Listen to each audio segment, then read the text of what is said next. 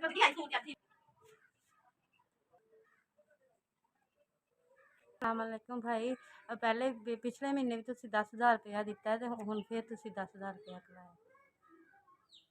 5 बच्चे ने आ पढ़ते ने ते मेरे मियाँ के गुर्दे खराब हो गए सी ते वो फौत हो गए टीम ने। मैं बेवा हूँ भाई, इन्हां दा खर्चा चक्या, अल्लाह तुहानू ज़्यादा दे, तरक्की दे। अस्सलाम वालेकुम भाई, मैं बेवा हाँ, मेरे 3 बच्चे ने, 2 बच्चे ट्यूशन ने ते एक मेरी बच्ची है। तो मैं दे पापा फौत हो गए ने ते मैं किसी की मेहनत मुशक्कत करदी हाँ ते ना लैके मैं स्ट्रॉबेरियां तोड़न जानी हाँ पैलियां च, ते उधर मेहनत मजदूरी करदी हाँ, उत्थे 400 रुपये दिहाड़ी मिलती है। उन्नी थोड़े जे पैसों के नाल मैं बच्चों का खर्चा ते बच्चों की पढ़ाई का खर्चा ते अपने घर का खर्चा बड़ा मुश्किल नाल करदी हाँ। रुपया दिहाड़ी मिलती है, मैं किराए का मकान है तो बिजली का बिल वगैरह बच्चों की फीस वगैरह बहुत मुश्किल नाल पूरी करदी हाँ। भाई महंगाई इन्नी, कोई भैन भरा साथ नहीं दिंदा है। मैं इन्ना चाहती हाँ कि मेरे बच्चे पढ़ लिख जान, इन्हां दी जिंदगी सौखी गुजरे।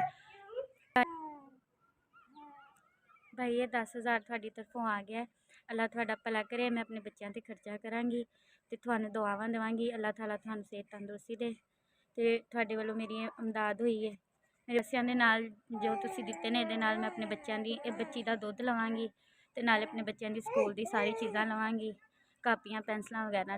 थोड़ा अल्लाह भला करे, तुसीं मेरा एहसास किया है, मेरे यतीम बच्चों ते हत्थ रखा है, अल्लाह थानू सदा खुश रखे। भाई तुसी लोगों की मदद कर दो, अल्लाह ताला थोड़ी मुश्किल आसान करे, ताला थानू तत्ती हवा ना लाए, थानू खुश रखे, थानू आबाद करे। अस्सलाम वालेकुम भाई, तुहाडे वालों 10,000 रुपया मिले। पिछले भी 2 महीने तुहाडे वालों पैसे मिले सन मेरे यतीम बच्चों के। अल्लाह पाक रहिंदी दुनिया तक जीवो, हसदे वसदे रवो, जिथे भी रवो खुश रवो।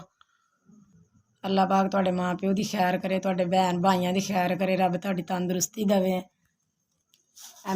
तुसीं मेरे यतीम बच्चों का ख्याल रखदे हो, इंज तुसीं मदद करदे रहो। अल्लाह पाक तुहाडी मदद करे, तुसीं साडे माड़ियां दी मदद करदे हो, यतीम बच्चों का ख्याल रखदे हो।